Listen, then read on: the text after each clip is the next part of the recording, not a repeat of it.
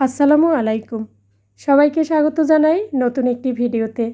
কেমন আছেন সবাই? আশা করছি সবাই খুব ভালো আছেন। এই যে একটু আগে বৃষ্টি হয়ে গেছে, আর বৃষ্টির পরে গাছের পাতাগুলো এত সুন্দর লাগে দেখতে। আমি তো এই দৃশ্যটা দেখতে অনেক বেশি পছন্দ করি। আর তাই তো আপনাদের সাথেও একটু শেয়ার করছি। এরকম দৃশ্য দেখতে কে কে পছন্দ করেন চাইলে কিন্তু কমেন্টের মাধ্যমে জানাতে পারেন। বৃষ্টি এলেই আমি গাছের পাতার দিকে এভাবে চেয়ে থাকি যে গাছের পাতাগুলো যখন বৃষ্টির ফোঁটার পরে সতেজ হয়ে যায়, দেখতে অনেকটা সুন্দর লাগে। বারান্দার গাছগাছালি দেখা তো হয়ে গেছে, তারপরে চলে এসেছি ঘরে। এসে চা বানিয়ে নিয়েছি।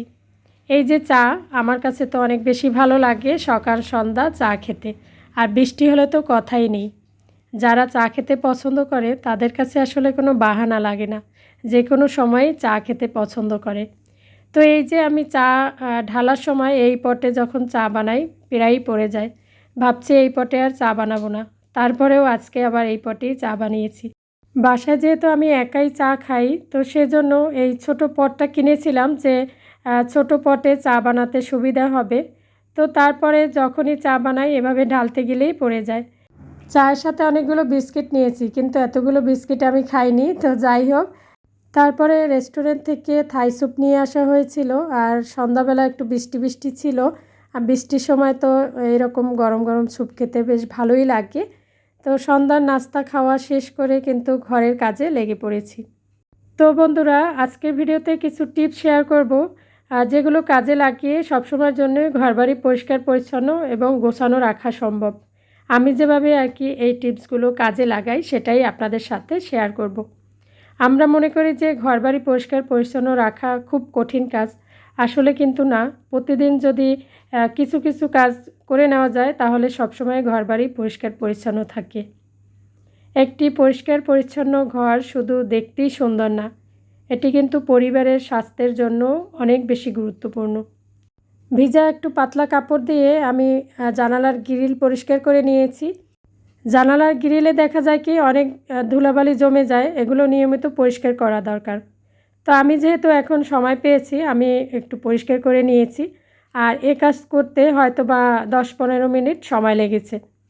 আর সবচেয়ে বড় কথা হলো, যখন যেটা একটু অপরিষ্কার হয় সাথে সাথে যদি একটু পরিষ্কার করে নিই, তাহলে দেখা যায় কি অনেক বেশি সময় লাগে না বা অনেক বেশি কষ্ট হয় না সেটা পরিষ্কার করতে। আর অনেক যদি ময়লা জমে যায় সেটা পরিষ্কার করতে কিন্তু সময়ও লাগে আর কষ্টও হয়ে যায়। আমার কাছে মনে হয় কি ঘরবাড়ি পরিষ্কার করার জন্য কোনো সময় নির্ধারিত নেই যে এখন করব না সকালে করব না রাতে করব। যখনই সময় সুযোগ হয় তখনই কিন্তু একটু পরিষ্কার করে নিলে ঘরবাড়ি সবসময়ের জন্যই পরিষ্কার পরিচ্ছন্ন থাকে। আর বিছানা পরিপাটি করে রাখা কিন্তু খুব বেশি জরুরি, কারণ একটা রুমের লুকটাই চেঞ্জ হয়ে যায় যদি বিছানাটা গোছানো থাকে। আর বিছানাটা যদি অগোছালো থাকে তাহলে পুরো রুমটাই অগোছালো লাগে। তো এই যে আমি বিছানাটাকেও একটু গুছিয়ে নিয়েছি, তারপরে এই তো সোফাগুলোকে একটু পরিষ্কার করে নিচ্ছি।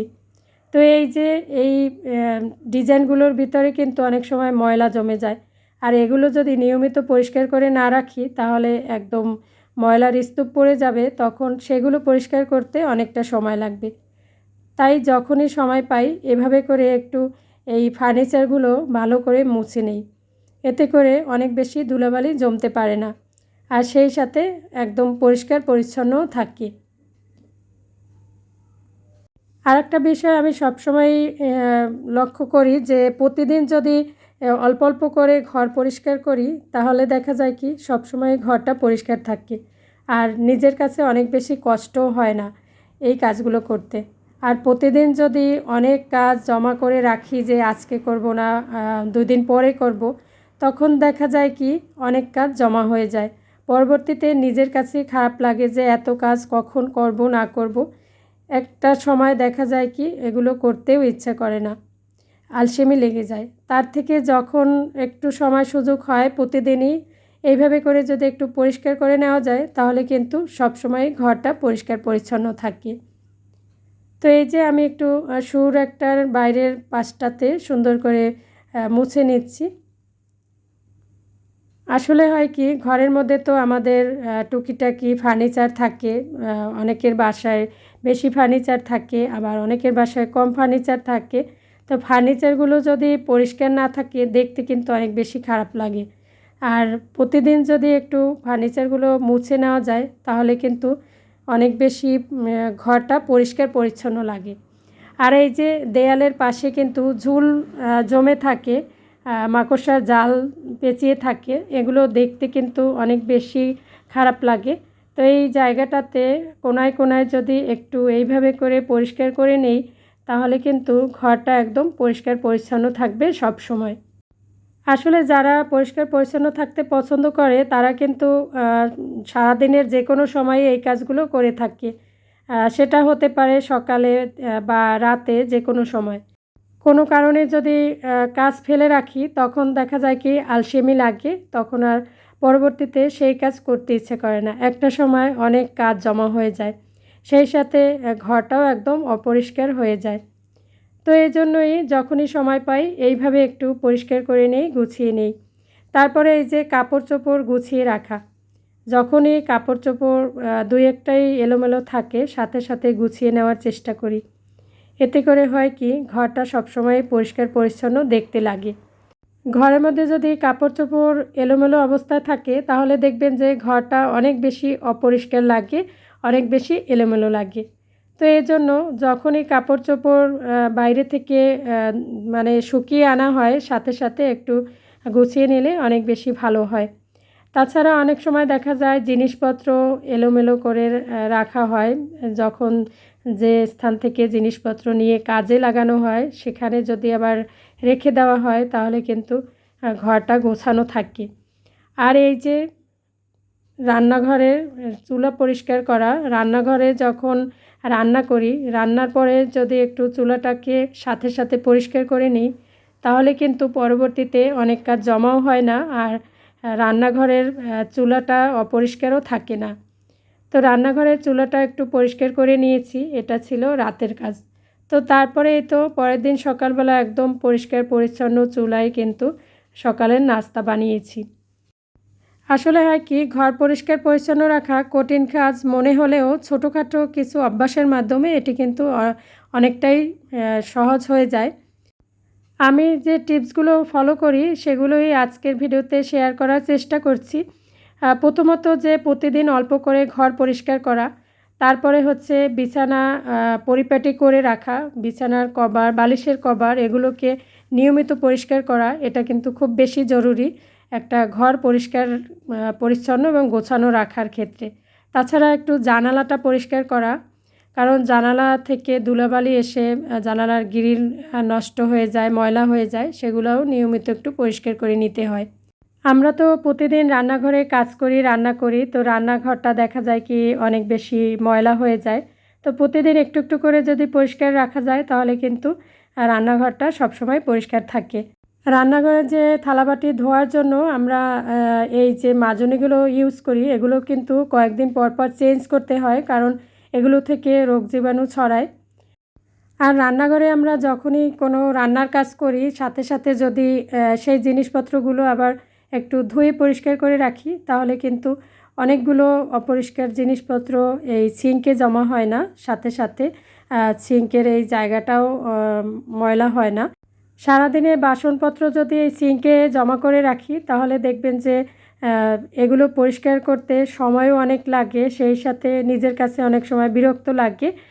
তো সেই ক্ষেত্রে যদি দুই একটা বাসনপত্র যখনই ময়লা হয় তখনই ধুয়ে ফেলি তাহলে কিন্তু সবসময়ের জন্যই এই রান্নাঘরটা বা সিঙ্ক এরিয়াটা পরিষ্কার পরিচ্ছন্ন থাকে।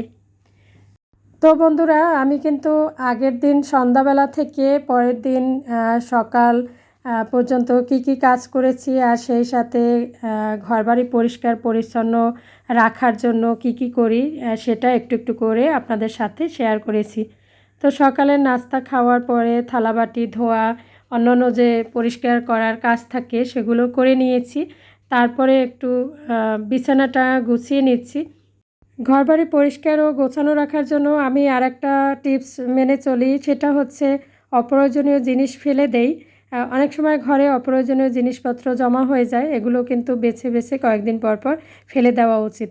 অপ্রয়োজনীয় জিনিস ঘরের মধ্যে থাকলে এদিকে সেদিকে একদম অগোছালো অবস্থায় থাকে, দেখতে খারাপ লাগে বা ওগুলো গুছাতে গেলেও একটু খারাপ লাগে। তার থেকে কয়েকদিন পর পর যখন দেখা যায় যে এই জিনিসগুলো কোনো কাজেই লাগবে না, যেমন বিভিন্ন ধরনের নিউজ পেপার থাকে, বিভিন্ন ধরনের পুরনো কাপড় চোপড় থাকে, এগুলোকে বেছে বেছে ফেলে দেওয়াটাই ভালো হয়। তো সেটা করার চেষ্টা করি। প্রতিদিন অন্তত 10 থেকে 15 মিনিট সময় নিয়ে অগোছালো জিনিসপত্র একটু গুছিয়ে ফেললে অনেক বেশি সুবিধা হয়। দেখা যায় কি ঘরবাড়ি সবসময়ের জন্যই পরিষ্কার থাকে এবং গোছানো থাকে। যাদের হেল্পিং হ্যান্ড নেই তারা কিন্তু ঘরে যে সদস্যরা থাকে সবাই কাজ ভাগাভাগি করে নিলে অনেকটা সুবিধা হয়। আমার বাসায় যেহেতু হেল্পিং হ্যান্ড নেই, তো আমার ঘরের সদস্যরা সবাই যে যার মতো করে ঘর পরিষ্কার করা বা নিজের জিনিসপত্রগুলো গুছিয়ে রাখা এগুলো করে থাকে। এই যে আমার ছেলে নিজের পানি খাওয়ার মগ বা খাওয়া দাওয়া করার পরে যে পাত্রই থাকে সেটা কিন্তু ও নিজেই ধুয়ে ফেলে।